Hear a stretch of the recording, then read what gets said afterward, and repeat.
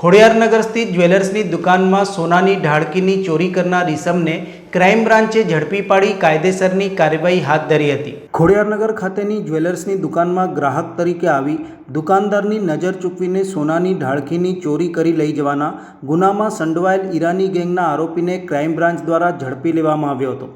Crime બ્રાન્ચની team પેટ્રોલિંગમાં હતી ત્યારે પાણીગેટ ઠેકરનાથ સ્મશાન રોડ ઉપર એક ઈસમ બાઇક ઉપર આવતા તેને વાહન પર નંબર પ્લેટ ન હોય તેને રોકવાની કોશિશ કરતા તે ભાગ્યો હતો।